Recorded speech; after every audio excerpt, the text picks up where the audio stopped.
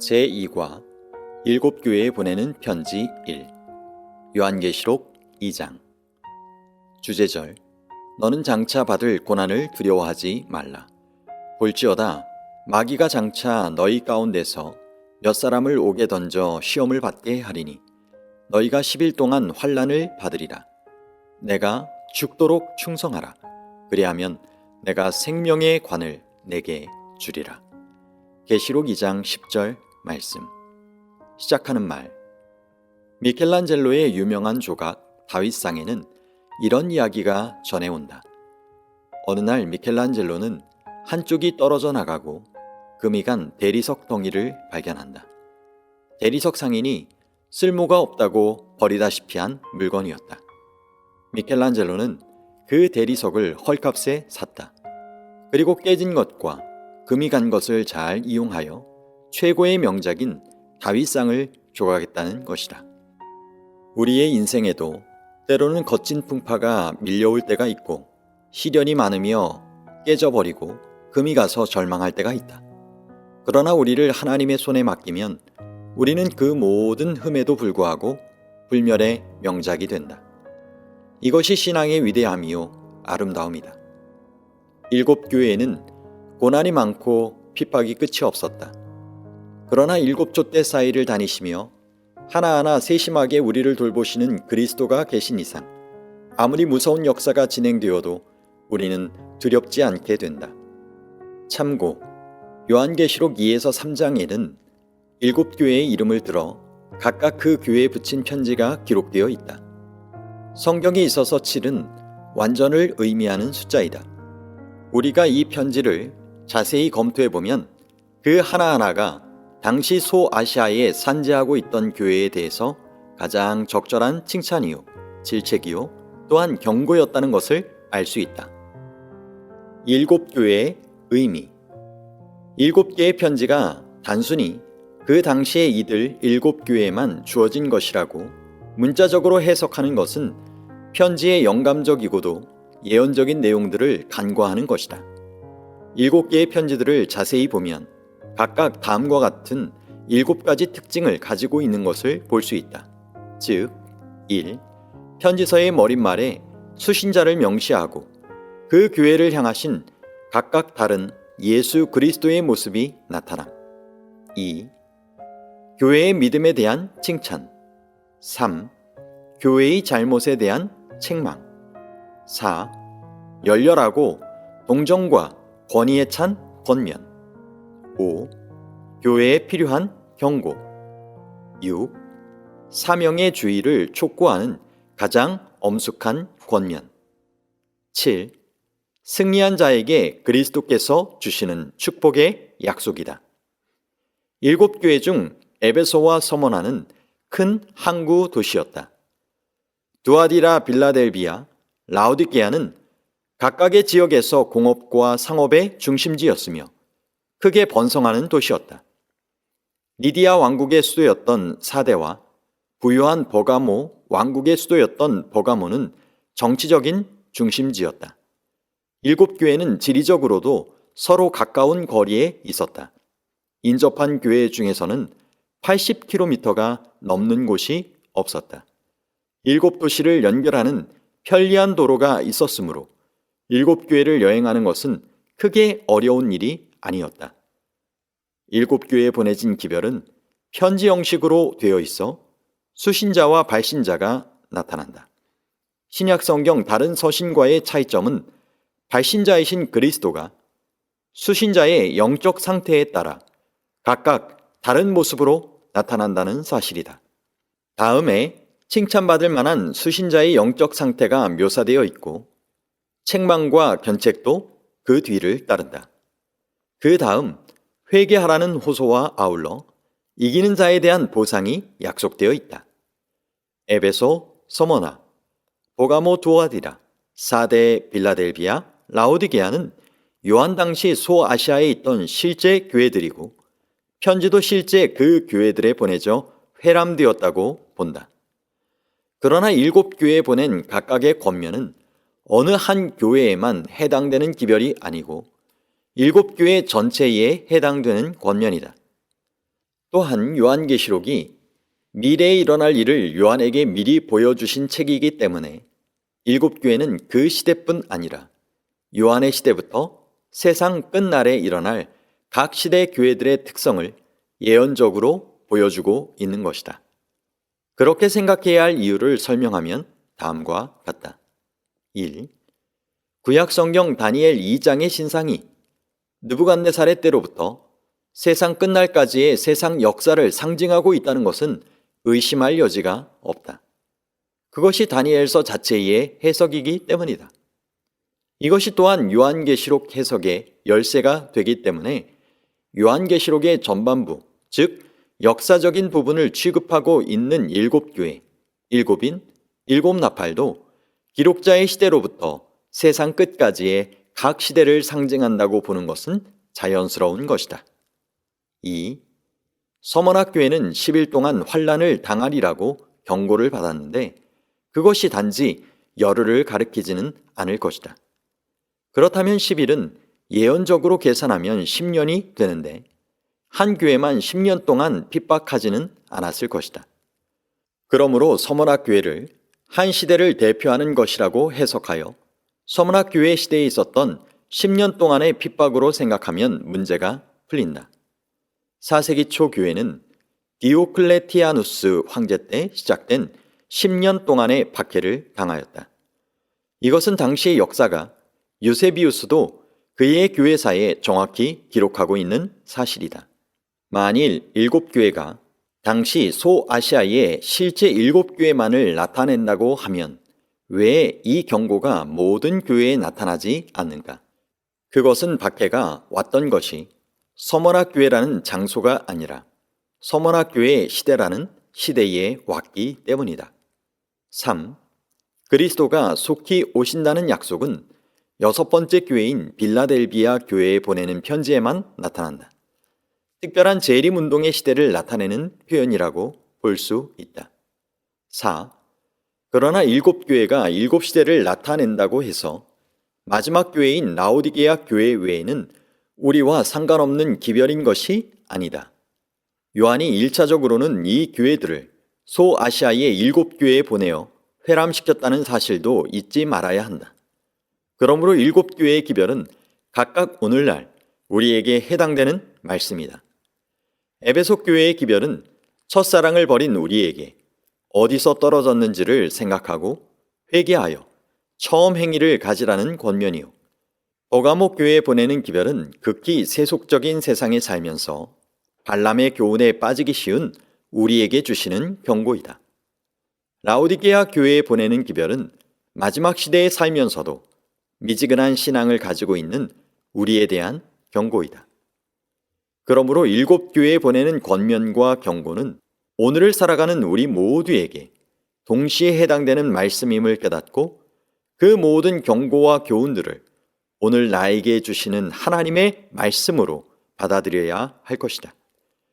각 교회를 구분하는 시대적 연대는 사도시대부터 재림시까지 7단계의 구분을 위해서 필요하긴 하지만 1년의 오차도 없는 절대적인 것으로 생각할 필요는 없다. 최근의 학자들은 정확한 연대보다는 시대별 구분을 더 선호한다.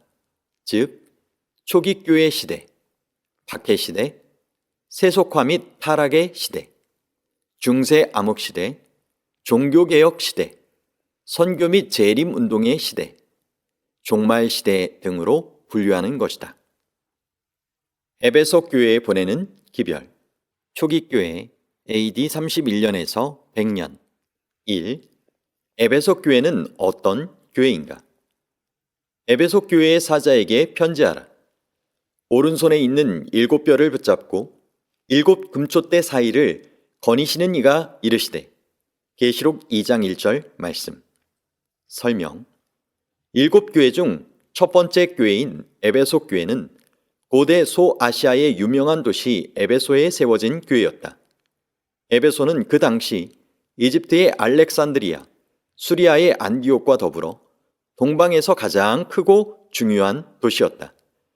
아시아의 마지막 항구인 에베소는 국제적인 무역항이었으며 항구는 선박으로 꽉 찼고 거리는 각 나라에서 온 사람들로 붐비는 상업의 중심지였다.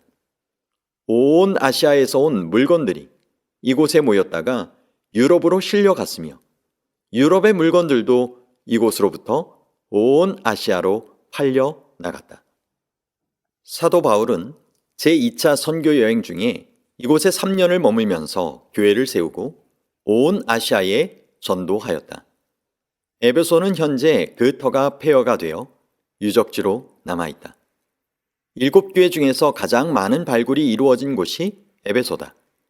잘 보존된 원형 극장은 24,500개의 좌석이 있었다.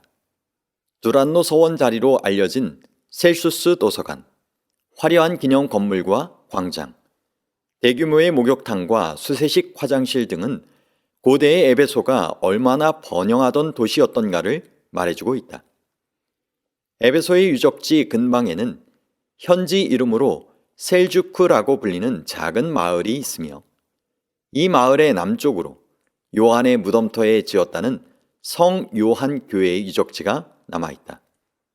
이 교회의 남동쪽에는 유명한 아르테미스 여신의 신전 자리가 있다.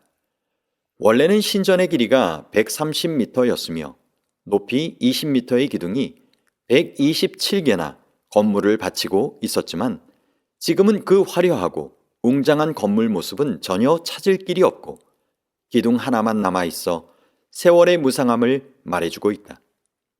에베소라는 이름은 바람직하다 혹은 부러워할 만하다 라는 뜻을 가지고 있으며 그의 수고와 인내에 대해 칭찬을 받지만 그 첫사랑을 버린 것에 대해 책망을 받는다.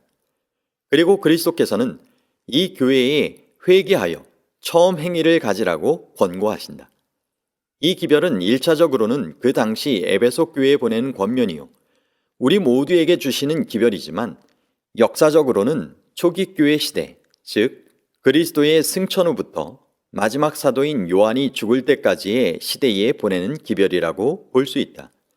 이 시대의 교회는 순결하였으며 첫사랑의 열성을 가진 교회였다.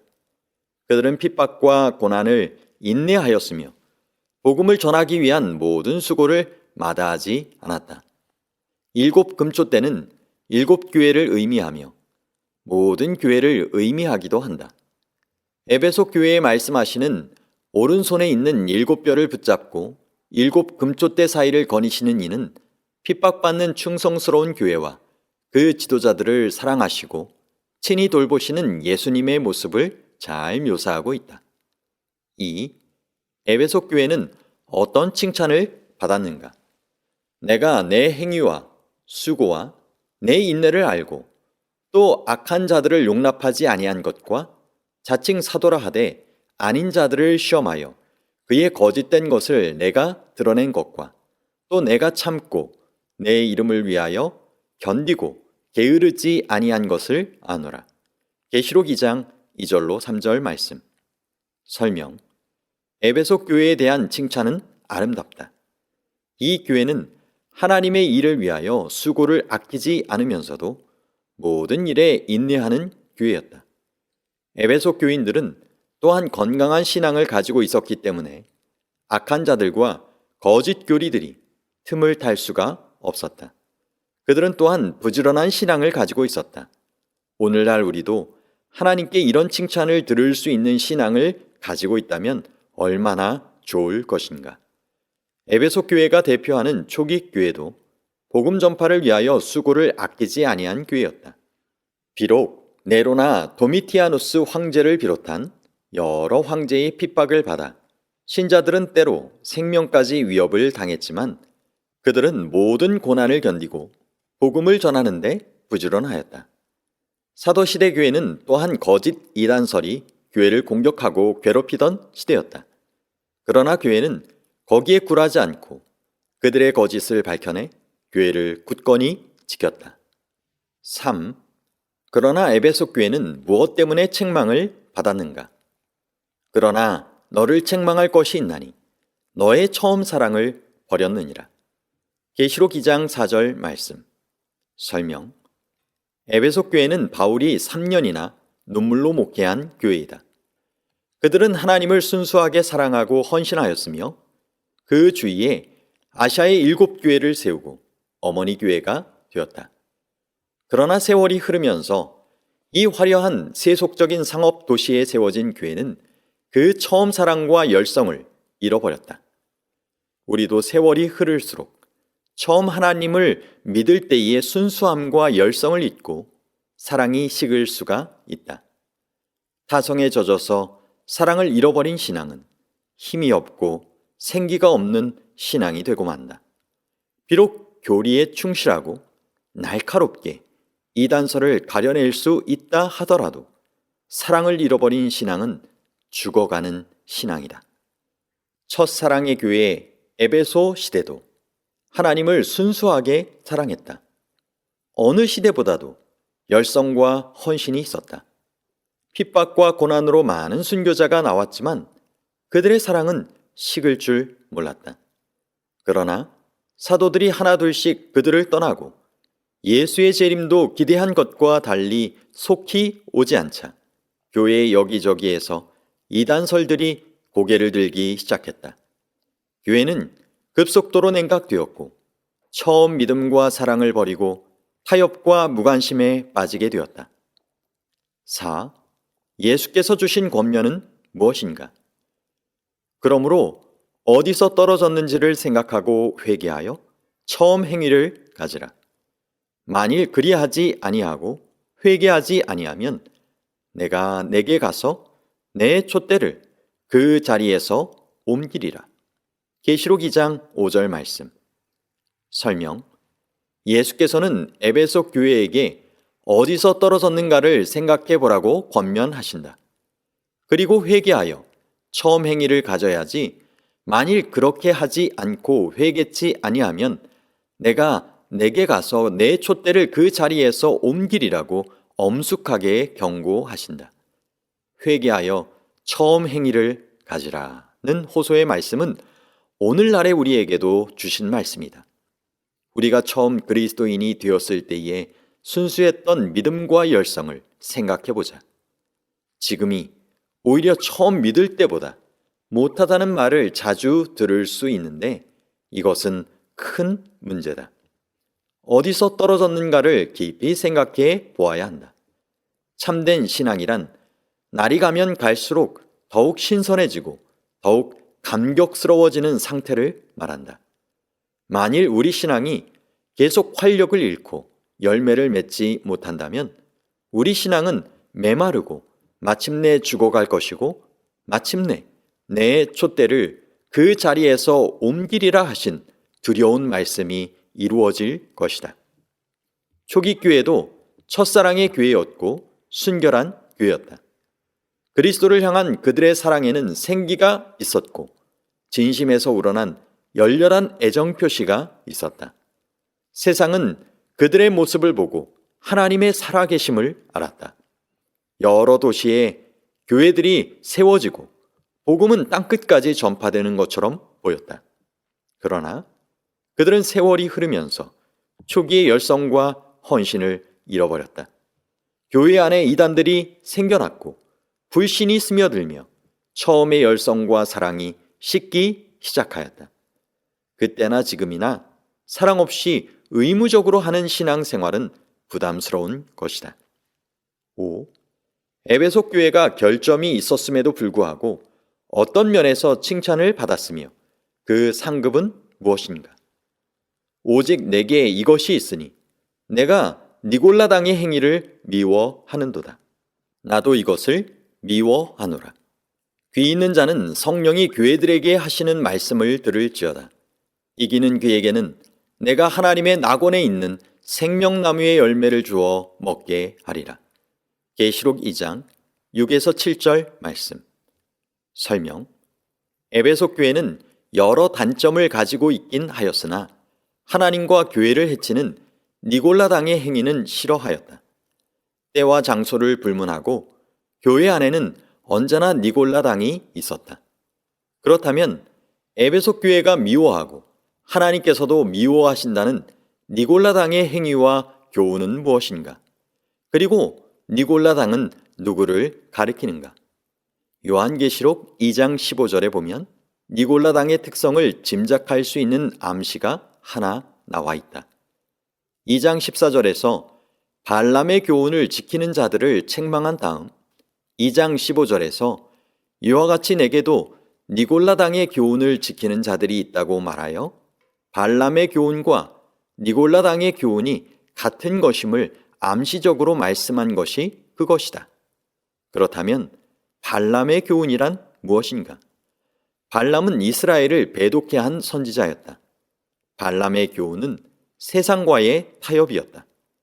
따라서 니골라당의 행위와 교훈은 하나님의 백성에게 올무를 놓아 그들로 하여금 믿음에서 떠나 멸망케 하는 것이었다. 니골라당이라는 뜻은 헬라어로 정복하다라는 뜻의 니카오와 백성이란 의미의 라오스가 합성된 단어로 백성을 정복한다는 뜻이다. 이와 같은 기사를 종합해보면 니골라당은 계명을 준수하는 것을 멸시하고 간음이나 우상의 재물을 먹는 것도 개의치 않는 쾌락주의에 빠진 원시 영지주의의 일파였을 것이다. 니골라당의 교훈의 핵심은 거룩한 것과 속된 것의 구별을 없애고 세상과 교회의 차이를 알 수 없게 만들며 세상과 타협을 일삼으면서 하나님의 백성을 정복할 만큼 강력한 영향을 끼친 것으로 보인다. 그러나 세상의 모든 향락과 쾌락을 떠나서 홀로 하나님의 말씀을 명상하고 기도하기를 좋아하는 자는 니골라당의 교훈을 떠나서 성령이 교회들에게 하시는 말씀을 들을 수 있는 영적 귀를 가질 수 있을 것이다. 그렇게 성령의 음성을 듣고 사는 자는 세상을 이기는 믿음을 가질 수 있을 것이고 마침내 이기는 그에게는 하나님의 낙원에 있는 생명나무의 과실이 주어질 것이다. 초기 교회의 시대도 세월이 지나면서 그 열성이 식기는 했으나 여전히 기본적인 충성심은 가지고 있었다. 초기 교회의 시대에는 세 가지 문제를 가지고 있었다. 첫째는 외부에서 밀려오는 핍박이요. 둘째는 내부에서 생겨나는 거짓 가르침들이요. 셋째는 재림이 지연되는 문제였다. 사도시대 교회는 니골라당의 교훈, 즉 교회를 해치는 거짓 가르침에 대해서는 단호히 대처하여 하나님의 신임을 받았다. 서머나 교회에 보내는 기별, 박해시대 AD 100년에서 313년. 6. 그리스도는 어떤 분으로 묘사되었는가? 서머나 교회의 사자에게 편지하라. 처음이요 마지막이요 죽었다가 살아나신 이가 이르시되. 계시록 2장 8절 말씀. 설명. 서머나는 에게해에 위치한 터키의 아름다운 항구 도시로 지금은 이즈미르라는 이름으로 불린다.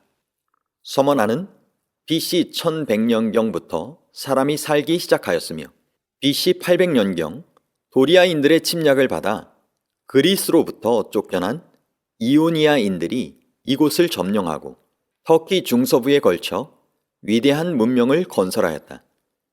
유명한 장님 서사시인 호메르스가 태어나 활약한 곳도 바로 이곳 서머나였다. 한때 리디아 왕국의 침략을 받아 폐허가 된 이곳에 알렉산더 대왕은 새 도시를 건설하였다. 그 후 서머나는 버가모 왕국의 일부가 되었다가 로마 제국에 편입되어 크게 번성하였다. 서머나는 대형 시장인 아고라, 2만 명 이상을 수용할 수 있는 원형 극장과 체육관 등을 갖춘 전형적인 로마의 도시였다.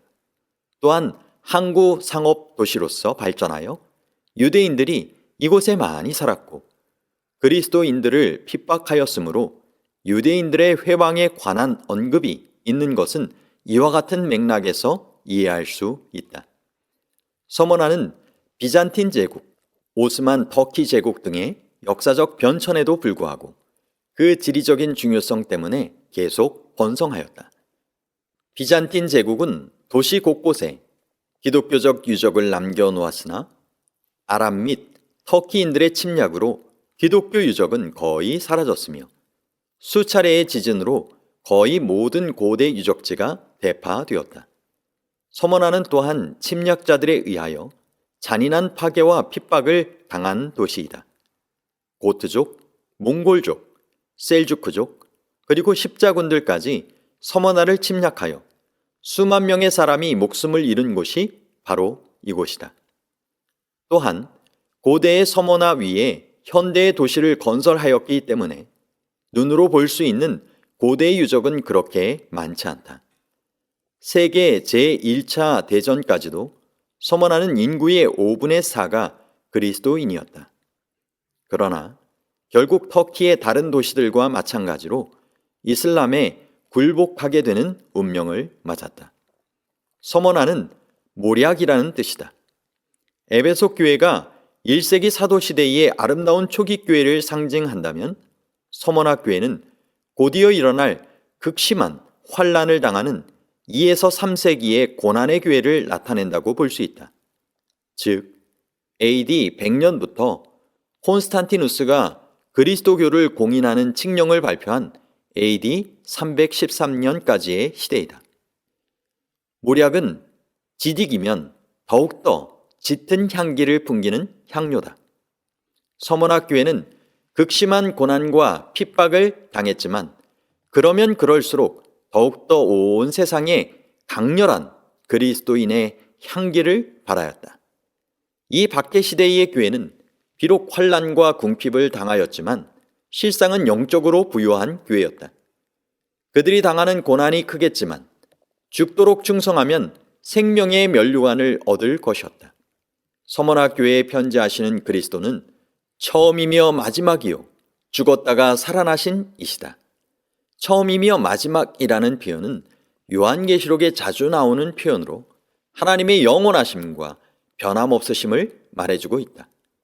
죽었다가 살아나신 이라는 표현은 부활하신 그리스도를 높이고 찬송하는 말인데 핍박당하고 순교당하던 서머나 교인들에게는 부활의 소망을 상기시켜주고 영원한 소망을 일깨워주는 가장 적절한 표현이었다. 7. 서머나 교회는 어떤 환난과 시련을 당할 것인가? 내가 내 환난과 궁핍을 알거니와 실상은 내가 부요한 자니라. 자칭 유대인이라 하는 자들의 비방도 알거니와 실상은 유대인이 아니요 사탄의 회당이라. 계시록 2장 9절 말씀. 설명. 서머나 교회는 책망이 없는 교회다. 서머나 교회는 황제 숭배와 유대인 율법주의자들 때문에 많은 핍박을 당하였다. 더군다나 궁핍하기까지 하였다. 서머나는 부유한 도시였지만 서머나의 그리스도인들은 가난하였다. 그러나 영적으로는 그들만큼 부유한 사람들이 없었다. 오늘날 우리에게도 환난과 궁핍은 그치지 않는다. 사탄과 그의 무리는 여러 가지 방법으로 하나님의 백성을 괴롭히고 있다. 어떤 사람들은 견디기 어려운 시험에 빠지기도 한다. 그러나 우리가 하나님께 충성을 다하면 언제나 승리는 우리 것이다. 그런 의미에서 하나님의 백성은 부요한 사람들이다. 서머나 교회 시대에 하나님의 백성은 많은 환난과 궁핍을 당하였다. 1세기에 있었던 핍박 등은 네로의 핍박들을 비롯하여 즉흥적이고 일시적이었으나 2세기부터의 핍박은 다분히 정치적이고 의도적이며 조직적인 것이었다. 이 시대의 대표적인 박해자는 로마 황제 트라이안과 디오클레티안 등이 있었으며 폴리캅, 저스틴 말터 등 수많은 순교자가 나왔다. 그들은 환난과 궁핍을 당하고 붙잡혀 짐승에게 찢기거나 화형을 당하기도 하였지만 영적으로는 순결하고 부유하였다. 이 시대의 순교자 중 요한의 제자 폴리캅이 유명하다. 지금도 서머나 시내 중심가에 자리 잡고 있는 폴리캅 기념교회는 화재로 소실된 후 17세기에 새로 지어진 건물로 폴리캅과 관련된 여러 가지 성화가 그려져 있다. 특히 폴리캅의 순교 장면을 그린 그림이 순례자들의 눈길을 끈다. 사도 요한의 직계 제자였으며 그로부터 직접 교육을 받았던 폴리캅은 서머나 교회의 감독이었다. AD 156년에 서머나에서는 그리스도교에 대한 대대적인 박해가 시작되었다. 지방 총독인 스타티우스는 잡아온 11명의 그리스도인을 원형 경기장에서 맹수의 먹이로 희생시켰다. 이때 폴리캅은 밀고로 체포된 상태에 있었는데 총독 스타티우스는 그를 살려주고 싶어서 그의 신앙을 부정하라고 권하였다. 그러나 폴리캅은 86년간 나는 그분을 섬겨왔고 그분은 나를 한 번도 모른다고 한 적이 없는데 내가 어떻게 나의 주님을 모른다고 하겠는가 하고 거절하였다. 총독은 할 수 없이 그를 화형에 처했다. 그러나 서머나 시대에는 그리스도인이라 불리면서도 전혀 성격이 다른 사람들이 있었다. 그들은 거짓과 위선으로 교회를 회방하고 참된 그리스도인들을 회방하였다.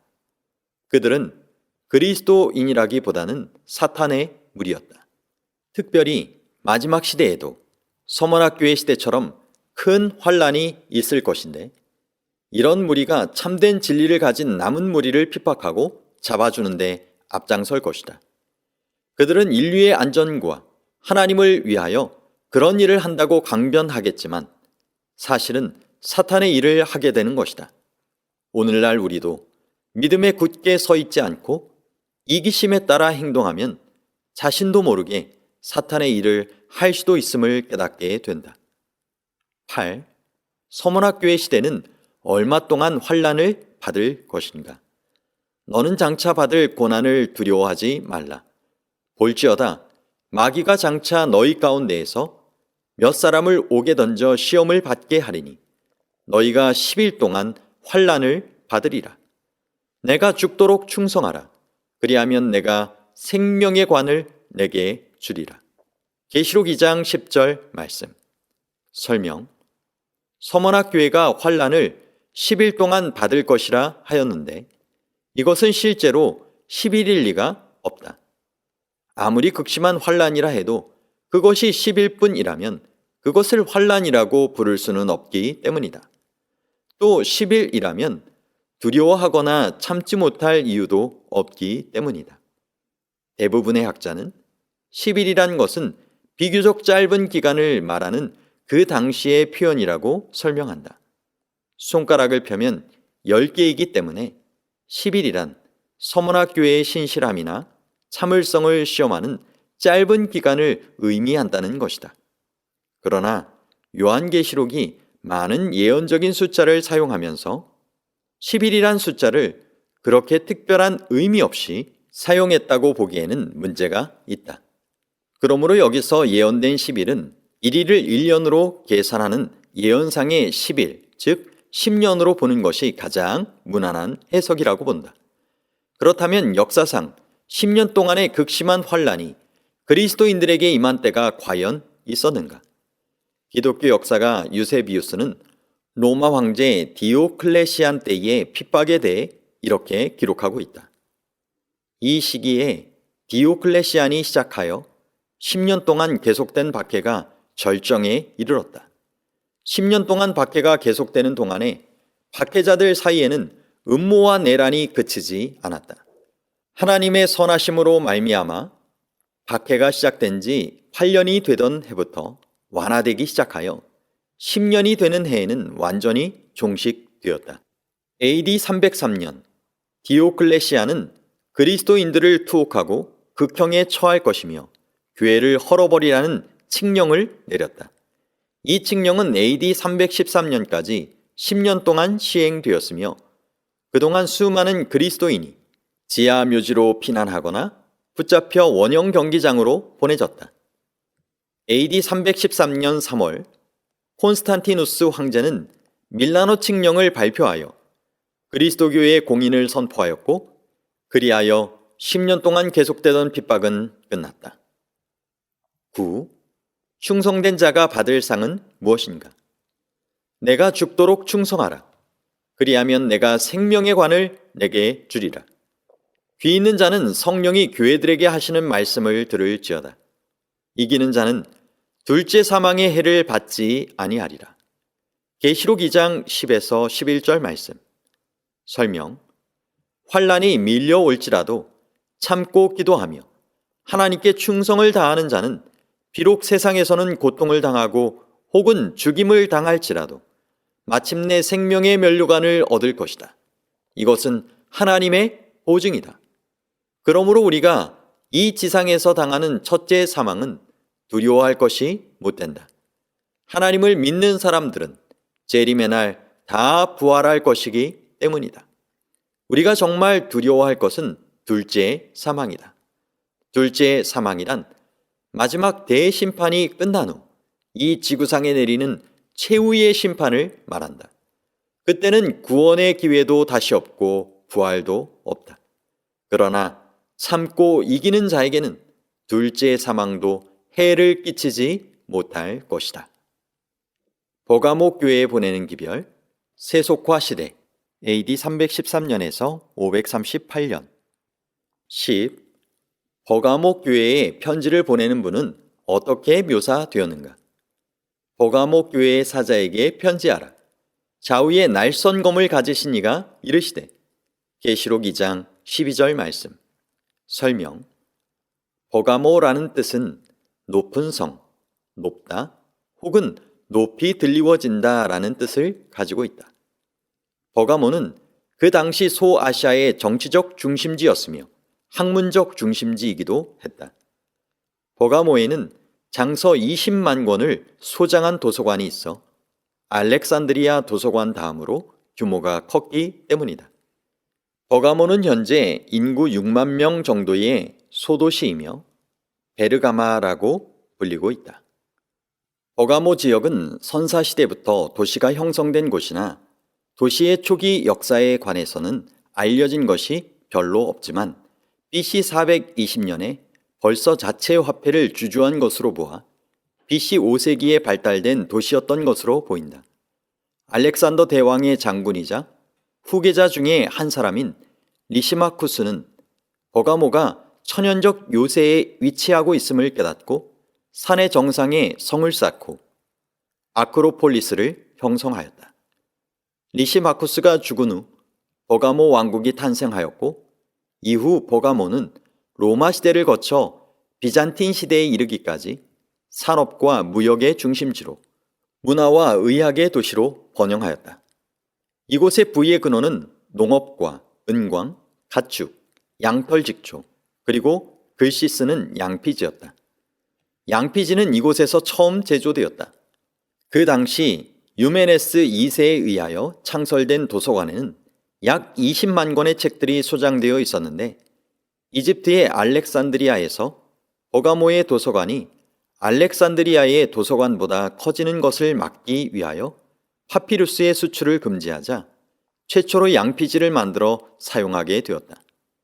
버가모는 이교 숭배의 중심지였으며 거대한 제우스 신전을 비롯하여 유명한 신전들이 많았는데 그중 하나가 고대의 유명한 종합병원이었던 아스클레피에이온이다. 아스클레피에이온은 기원전 4세기에 세워진 병원으로서 치료의 신인 아스클레피우스에게 바쳐진 것이다. 이 병원은 그 기원 후 400년대까지 약 800년간 소아시아에서 의료의 중심지 역할을 하였다. 지진으로 대부분 파괴되었으나 아직도 그 잔해는 남아있다. 병원으로 들어가는 길은 돌로 포장되었으며 폭이 20m나 되는 길이 400m나 직선으로 뻗어 있다. 길 양편으로는 15m 높이의 돌기둥들이 서 있어 장관을 이루는데 환자들은 이 긴 길을 걸으면서 명상을 통한 고도의 정신요법으로 치료를 받았다고 한다. 버가모에는 로마의 총독이 주재하였으며 로마의 추상 같은 명령이 전 아시아로도 전달되었다. 버가모에는 또한 로마의 대법원이 설치되어 있어서 아시아 각도의 죄수들이 버가모로 호송되어 와서 칼날같이 엄격한 로마법에 의하여 재판을 받고 처형되었다. 로마는 권위와 칼의 상징이었다. 버가모 교회에 보내는 편지에서 그리스도는 좌우의 날선 검을 가지신 이로 나타나신다. 그리스도께서 가지신 칼은 로마의 칼과 달랐다. 그것은 살아있고 활력이 있어 자위의 날선 어떤 검보다도 예리하여 혼과 영과 및 관절과 골수를 찔러 쪼개기까지 하는 하나님의 말씀의 능력이다. 우리는 이 세상 권세의 칼을 두려워할 것이 아니라 우리가 불순종하면 영원한 멸망에 이르는 하나님의 말씀을 두려워하는 마음으로 받아야 할 것이다. 10일, 버가모 교회에는 어떤 칭찬이 주어졌는가? 내가 어디에 사는지를 내가 아노니 거기는 사탄의 권자가 있는 데라. 내가 내 이름을 굳게 잡았어. 내 충성된 증인 안디바가 너희 가운데 곧 사탄이 사는 곳에서 죽임을 당할 때에도 나를 믿는 믿음을 저버리지 아니하였도다. 계시록 2장 13절 말씀. 설명. 버가모 시는 로마 제국에 합병된 하나의 식민 도시였지만 한때 버가모 왕국의 수도였으며 문화의 중심지였고 양피지 제조업이 발달하였다. 버가모에는 여러 이교의 사원이 건립되었으며 제우스 숭배의 중심지였고 여러 황제에게 봉헌된 신전들도 있었다. 버가모가 당시 로마의 아시아도에서 정치적 중심지였기 때문에 당시 소아시아의 도시들 사이에서 경쟁적으로 퍼져나갔던 황제 숭배의 중심지가 된 것은 당연한 일이었다. 버가모는 또한 헬라 신들을 섬기는 중심지였다. 그들은 바위 위에 12m 높이의 제우스 제단을 만들었는데 그것은 거대한 보좌 같은 인상을 주었다. 그것은 버가모의 자랑이었으며 길이 39m, 너비 11m, 높이 12m의 웅장한 제단이었고 예술성이 뛰어난 건축물이었다. 많은 주석가는 이것이 요한계시록에 언급된 사탄의 권자라고 생각한다. 버가모는 참으로 사탄의 권자가 있는 곳이었으며 사탄이 사는 곳이라고 불릴 만큼 이교 숭배의 중심지였다. 그렇다면 버가모에서 죽임을 당했다는 충성된 증인 안디바는 과연 누구인가? 유감스럽게도 안디바에 대해서는 알려진 바가 거의 없다. 안디바라는 이름은 신약에서 이곳에만 나오는데 안디는 반대하여 혹은 대신하여라는 뜻이고 바는 아버지의 단축형이다. 다시 말하면 아버지를 대신하여 일하는 사람이라는 뜻이다. 안디바는 아마도 이 이교의 중심지에서 하나님 편에 굳게 서서 타협을 거절하다가 죽임을 당한 사람들이었을 것이다. 충성된 증인의 증인은 마르티레스인데 여기서 순교자라는 영어 말터가 나왔다. 터툴리안의 전승에 의하면 안디바는 버가모 교회의 신실한 그리스도인으로 도미티아누스 황제 숭배를 거절하고 달군 로세까마에 들어가 죽임을 당한 사람들이라 한다. 주석가들은 안디바를 개인으로 보는 경향이 있지만 배교하고 교회를 적대하는 무리를 상징하는 발람, 니골라당, 이세벨 등의 명칭이 한 개인이 아니고 그룹으로 쓰여진 것처럼 안디바도 하나님께 충성스러운 무리를 총칭하는 것이라고 보는 것도 좋을 것이다. 우리는 이 땅에서 안디바로 살아야 한다. 그러면 어떤 고난을 당할지라도 생명의 면류관은 우리 것이다. 그것이 하나님의 약속이다. 12. 버가모 교회는 어떤 책망을 받았는가? 그러나 내게 두어 가지 책망할 것이 있나니 거기 내게 발람의 교훈을 지키는 자들이 있도다. 발람이 발락을 가리켜 이스라엘 자손 앞에 걸림돌을 놓아 우상의 제물을 먹게 하였고 또 행음하게 하였느니라. 이와 같이 내게도 니골라당의 교훈을 지키는 자들이 있도다. 그러므로 회개하라. 그리하지 아니하면 내가 내게 속히 가서 내 입의 검으로 그들과 싸우리라. 계시록 2장 14에서 16절 말씀. 설명. 버가모는 안디바를 제외하고는 칭찬을 듣지 못했다. 거기에는 발람의 교훈을 지키는 자들이 있었으며 니골라당의 교훈을 지키는 자들이 있었다. 에베소 교회는 니골라당의 행위를 미워하고 배척하였는데 버가모는 그렇지 못했다. 니골라당은 무엇을 말하는가? 요한계시록에는 니골라당에 대하여 별다른 설명이 나와 있지 않지만 2장 15절에 니골라당의 특성을 짐작할 수 있는 암시가 하나 나와 있다. 2장 14절에서 발람의 교훈을 지키는 자들을 책망한 다음 2장 15절에서 이와 같이 내게도 니골라 당의 교훈을 지키는 자들이 있다고 말하여 발람의 교훈과 니골라 당의 교훈이 같은 것임을 암시적으로 말씀하신 것이 그것이다. 니골라 당이라는 뜻은 헬라어로 정복하다라는 뜻의 니카오와 백성이란 의미의 라오스가 합성된 단어로 백성을 정복한다는 뜻이다. 발람이라는 이름도 역시 히브리어로 백성을 정복한다는 뜻이고 보면 이 두 이단은 그 성격이 같은 것이라고 하겠다. 2세기경의 저자인 이레니우스는 그의 이단에 대하여라는 책에서 니골라 당이란 안디옥의 니골라를 따르는 무리이며 기독교의 교리를 혼란스럽게 만들고 방종스럽게 살았던 사람들이라고 기록하였다. 그렇다면 발람의 교훈이란 무엇인가? 발람은 이스라엘을 배독해 한 선지자였다.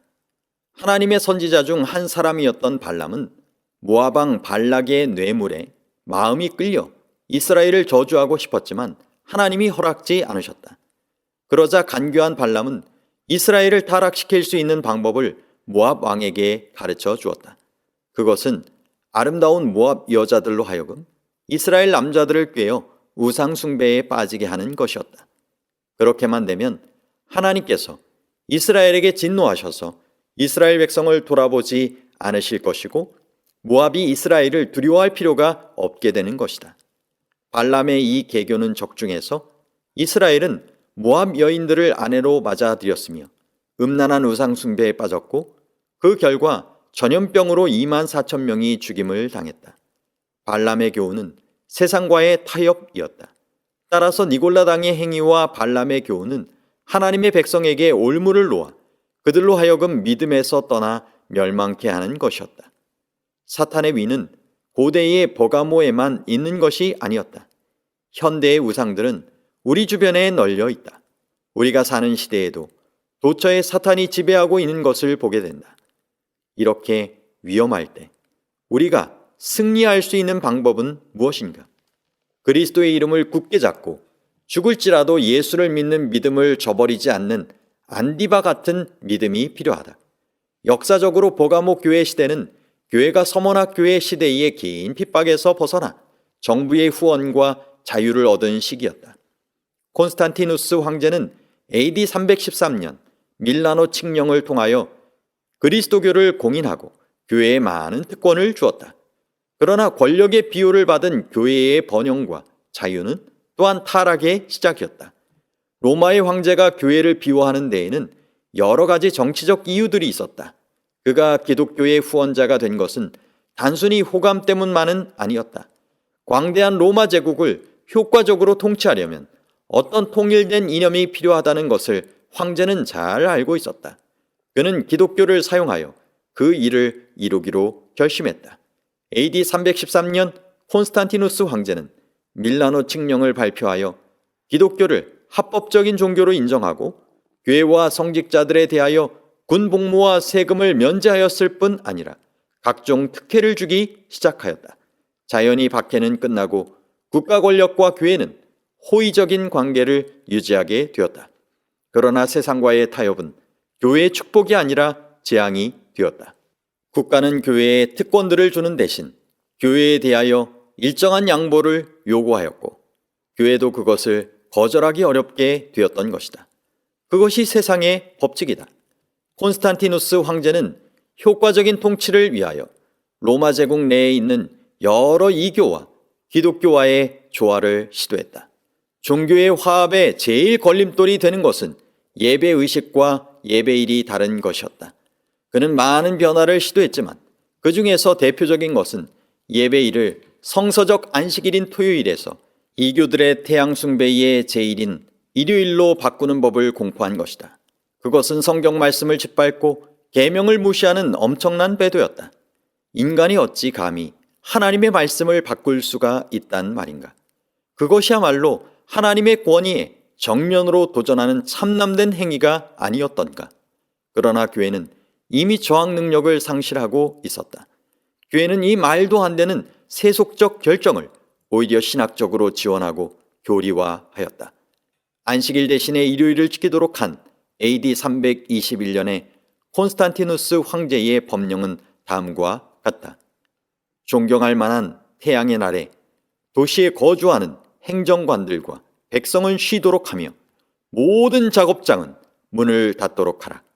그러나 시골에서 농업에 종사하는 자들은 자유롭게 합법적으로 그들의 일을 계속할 수 있다. 가장 중요한 방벽이 무너지자 그 다음에는 물밀듯이 세속의 관습과 제도들이 교회 안에 쏟아져 들어오기 시작하였고, 성직자들은 권력의 후원과 달콤한 특권들에 취해서 급속도로 타락하기 시작하였다. 그리하여 1260년 동안의 길고도 긴 중세 암흑 시대가 시작되었던 것이다. 역사는 다시 되풀이될 것이다. 마지막 시대에 무서운 핍박이 있을 것이다. 오늘날의 교회도 과도하게 세상 권력과 밀접한 관계를 맺고 있는 것처럼 보인다. 대부분의 나라에서 교회와 교인들을 향한 어떤 핍박도 눈에 보이지 않는다. 종교 지도자들은 강력한 정치적 영향력을 자랑하고 있다. 교회에 다니는 것이 오히려 사회생활을 하기에 유리하게까지 되었다. 그러나 그와 동시에 세속적 물결과 안일함이 교회에 깊숙이 침투하고 있다. 수백억짜리 교회 건물들이 올라가고 고급 승용차들이 주차할 장소가 없을 정도로 밀려온다 하더라도 진리를 양보한 교회는 이미 죽은 것이다. 차라리 박해가 있고 순교자가 나올 때가 교회는 더 순결하였다. 세상이 주는 지원과 특권에는 반드시 대가가 따른다. 그것이 하나님의 말씀의 영감성과 절대성을 훼손하고 변질시키는 것이라면 그것이야말로 사탄이 소원하는 바일 것이다. 타협할 줄 몰랐던 초대교회가 그리워진다.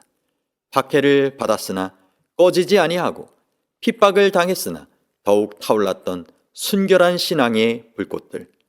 어떤 불의와도 타협하지 않았으며 단 한마디 하나님을 부인하는 말을 하기를 거절하고 찬송하며 원현 경기장으로 걸어 들어갔던 장엄한 신앙들이 아쉽다. 모일 장소가 없어 동굴이나 다락방을 전전할지라도 성령 충만한 모습으로 하늘을 우러러 살던 그들의 신앙이 부럽다. 그럴 때 교회는 비로소 세상이 감당하지 못하는 강력한 하나님의 기관이 되고 세상을 향하여 빛과 소금의 역할을 다할 수 있을 것이기 때문이다. 그리스도께서는 버가모 교인들에게 회개하라고 권면한다. 그리하지 아니하면 그 입의 검으로 그들과 싸우리라고 하신다. 검이란 하나님의 말씀을 의미하므로 하나님의 말씀을 따라 심판하시겠다는 엄숙한 경고의 말씀이다. 13.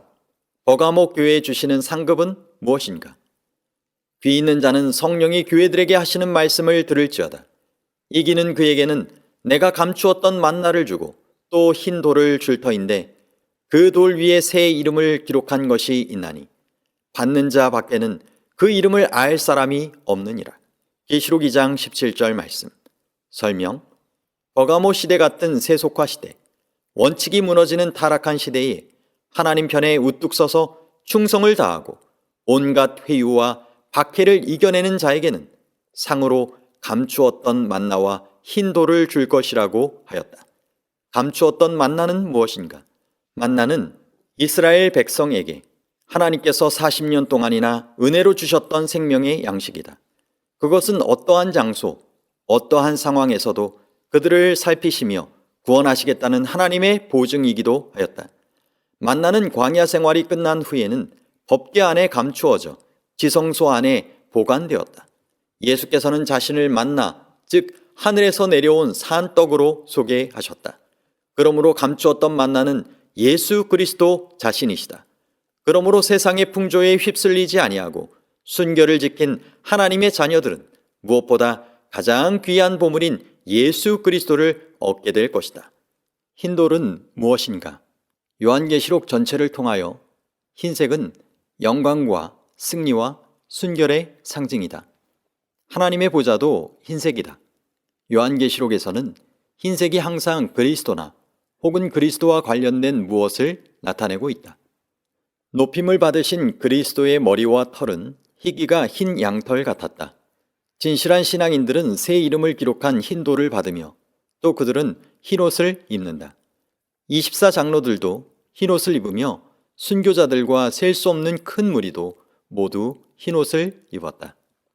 인자가 흰 구름 위에 앉아 계시며 다시 오실 때도 그는 흰 말을 타고 있으며 그를 수행하는 하늘의 군대도 흰옷을 입고 백마를 타고 있다.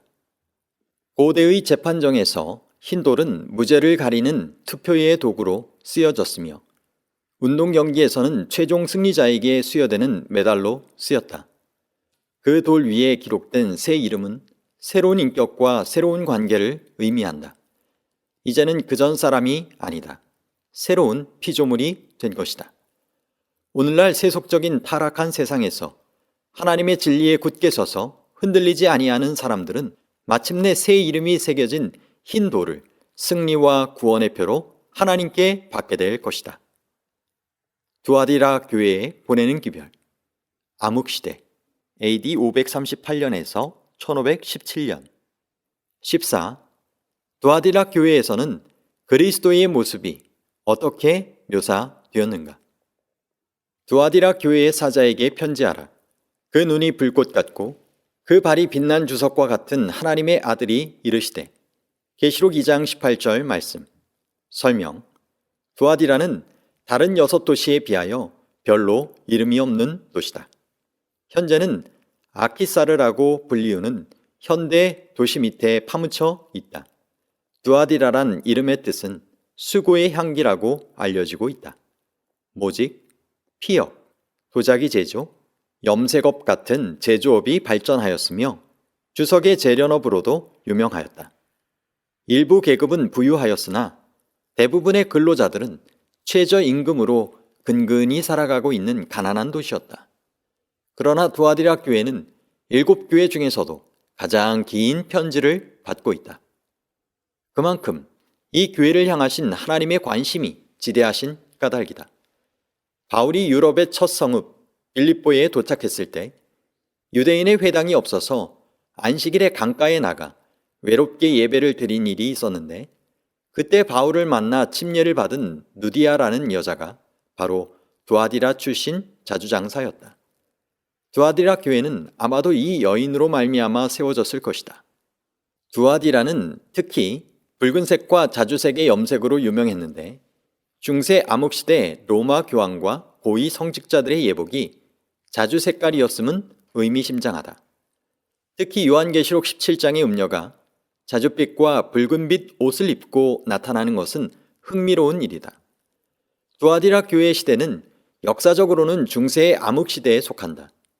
AD 538년 로마의 교황이 지상권을 장악하면서 시작된 암흑시대는 AD 1517년 종교개혁으로 내리막길을 걷다가 1798년 교황이 프랑스 군인들에게 체포되면서 그 막을 내린다. 로마 교황권의 극성 시대가 시작되는 연대, 즉 두아디라 교회 시대의 시작을 어디로 잡느냐 하는 것에 관한 다음과 같은 몇 가지의 견해가 있다.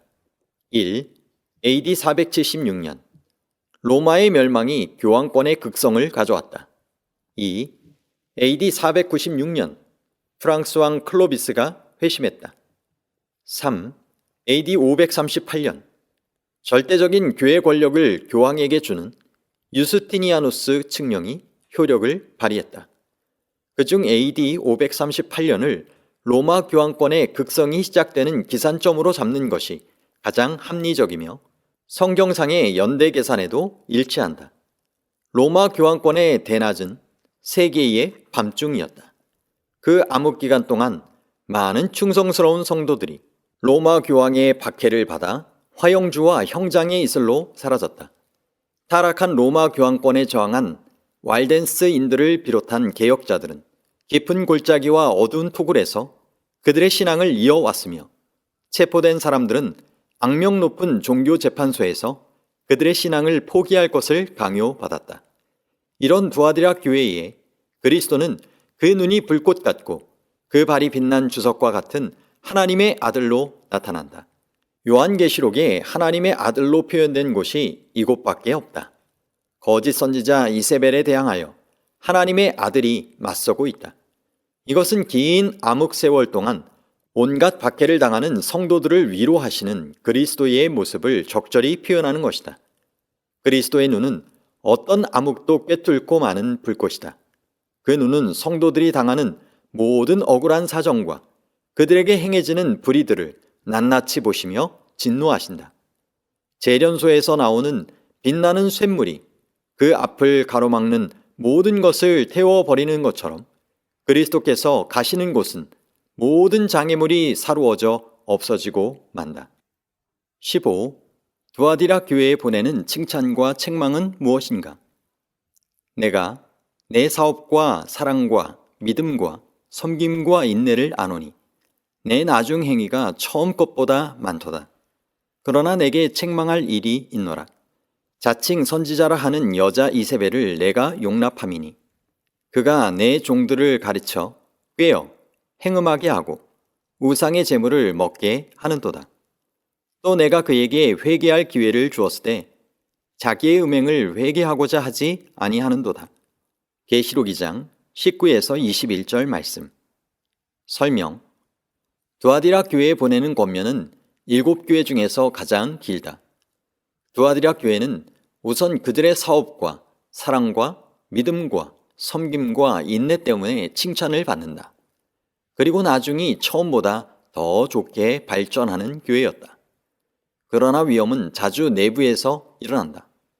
외부의 핍박에는 용감하게 맞서면서 그들의 신앙을 포기하지 않던 사람들이 내부의 불안과 세속적인 타협에는 어이없이 무너지고 마는 것을 쉽게 볼 수 있다. 그 거짓 선생들은 스스로를 선지자라고 하나 사실은 이스라엘을 우상숭배와 타락으로 몰고 간 이세벨과 같은 사람들이다. 두아디라 교회의 형편은 오늘날도 마찬가지다. 신앙생활에서 가장 무서운 것은 환난이나 고통이 아니라 세상과의 타협이나 세속화되는 것이다. 우리 마음속에 들어온 교활한 이세벨을 단호하게 물리쳐야 한다. 두아디라 교회 시대에 해당되는 중세의 암흑시대 때 충성스러운 그리스도인들은 많은 일을 이루어냈다. walden스인들은 라틴어 성경을 지방의 언어로 번역하여 가는 곳마다 전하였으며 순교의 위협을 무릅쓰고 사랑과 믿음을 가진 섬기는 전도자로 살았다. 그들 중에 상당수는 성경상 제7일 안식일을 신실히 지키는 사람들이었다. 그러나 두아디라 교회는 책망받을 일이 있었다. 그것은 자칭 선지자라 하는 여자 이세벨을 용납한 것이었다. 이세벨은 북방 시돈왕 엘바엘의 딸이며 이스라엘 제7대 왕 아합의 부인이다. 정책적으로 이스라엘 왕의 아내가 된 이세벨은 온 이스라엘을 바알과 아세라 여신 숭배로 몰아넣었다. 이세벨 때문에 우상 숭배에 빠지게 된 이스라엘은 3년 반 동안의 가뭄을 겪으면서 호된 시련을 당하였으며 엘리야는 갈멜산에서 850명의 바알과 아세라 제사장들과 대결하면서 여호와가 만일 하나님이면 그를 따르고 바알이 만일 하나님이면 그를 따를지니라 하고 절규해야만 했다. 그렇다면 두아디라 교회가 받아들여서 교회가 타락하게 된 그 이세벨은 도대체 누구인가? 우상숭배자 이세벨이 이스라엘과 결혼 관계를 맺어 온 이스라엘의 이교의 우상숭배를 퍼뜨린 것처럼 두아디라가 용납한 이세벨은 두아디라 교회를 타락시킨 이교의 영향력을 대표할 것이다. 전술한 대로 버가모 교회 시대에 로마 황제의 승인을 얻어 공인받고 특혜를 누리게 된 로마 교회는 이제 두아디라 교회 시대에 이르러서는 세속 권력도 좌지우지하게 될 만큼 권세가 커졌다. 교회는 권력에 취하였고 타락해가는 과정에서 많은 이교의 관습과 교리들을 받아들일 수밖에 없게 되었다. 그리하여 그가 내 종들을 가르쳐 꾀어 행음하게 하고 우상의 제물을 먹게 하였다는 책망의 말씀이 발해진 것이다. 대표적인 것들이 마리아를 비롯한 성상 숭배의 교리다. 할 수 없이 로마 교회는 너를 위하여 새긴 우상을 만들지 말고 아무 형상이든지 만들지 말며 그것들에게 절하지 말며 그것들을 섬기지 말라는 10계명의 둘째 계명을 자기들의 성경에서 삭제할 수밖에 없었다. 그 외의 신비 종교인 미스라이의 태양 숭배에서 나온 크리스마스라든지 부활절의 관습 같은 그 당시 이교의 풍습이 교회 안에 들어왔다는 것도 이미 주지의 사실이다. 구약시대의 이세벨이 선지자들에 의해 회개하라는 경고를 받은 것처럼 로마 교회도 외부의 개혁자들과 내부의 경건한 신도들에 의해 회개와 개혁을 요구받았다. 그러나 이세벨이 끝내 거절한 것처럼 두아디라 시대의 로마 교회도 그 모든 호소와 경고들을 받아들이지 않았다. 16.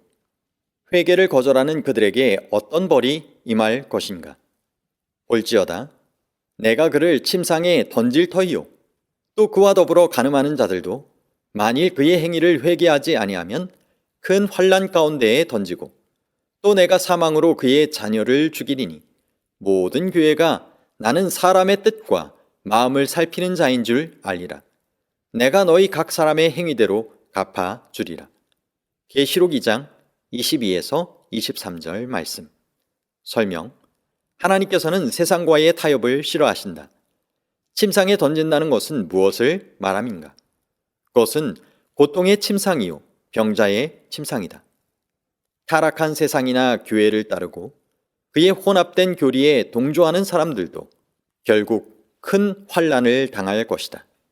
이세벨의 자녀들이 멸절된 것처럼 그들을 따르는 사람들은 하나님의 엄정한 심판을 견디지 못할 것이다. 17. 두아디라에 충성된 사람들에게는 어떤 약속이 주어졌는가?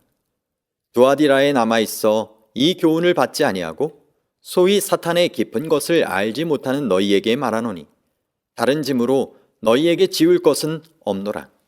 다만 너희에게 있는 것을 내가 올 때까지 굳게 잡으라. 이기는 자와 끝까지 내 일을 지키는 그에게 만국을 다스리는 권세를 주리니 그가 철장을 가지고 그들을 다스려 질그릇 깨트리는 것과 같이 하리라. 나도 내 아버지께 받은 것이 그러하니라. 내가 또 그에게 새벽별을 주리라. 귀 있는 자는 성령이 교회들에게 하시는 말씀을 들을지어다. 계시록 2장 24에서 29절 말씀. 설명. 그러나 두아디라 교회에는 세상과 타협하지 아니하고 하나님의 편에 신실하게 남아있는 사람들이 있었다.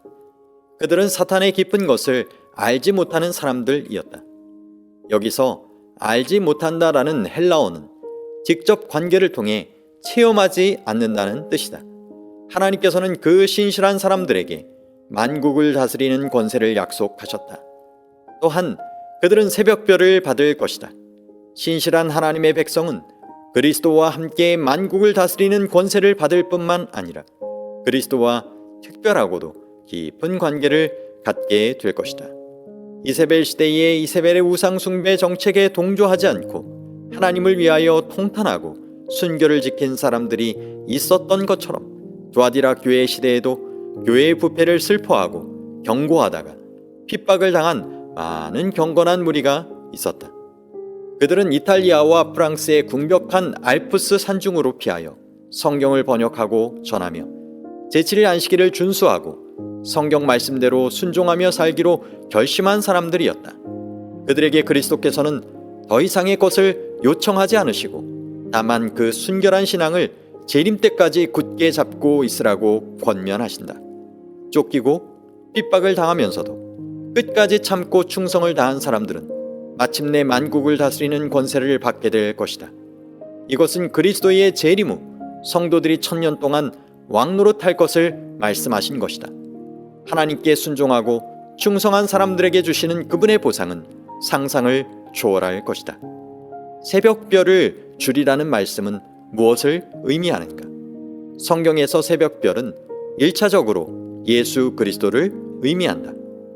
베드로도 또 우리에게는 더 확실한 예언이 있어 어두운 데를 비추는 등불과 같으니 날이 새어 샛별이 너희 마음에 떠오르기까지 너희가 이것을 주의하는 것이 옳으니라고 하여 새벽별이 예수 그리스도임을 암시하고 있다. 참고 이기는 자들은 종교적인 암흑을 벗어나 마침내 새벽별 같은 그리스도를 만날 것이다.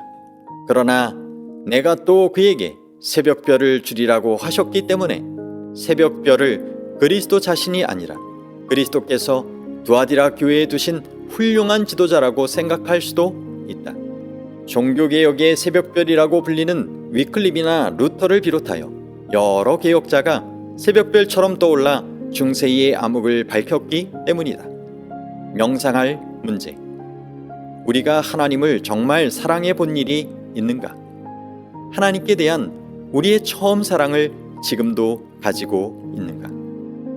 고난이 왔다고 해서 쉽게 실망하고 있지는 않는가? 하나님이 계시지 않는 것처럼 떨고 슬퍼하며 낭망하지는 않았는가? 혹시라도 세상적이고 세속적인 이세벨의 교훈에 빠져 하나님을 슬프게 하지 않았는가? 하나님께서는 우리가 회개하여 죽도록 충성하면 우리에게 생명의 면류관을 주시겠다고 약속하신다.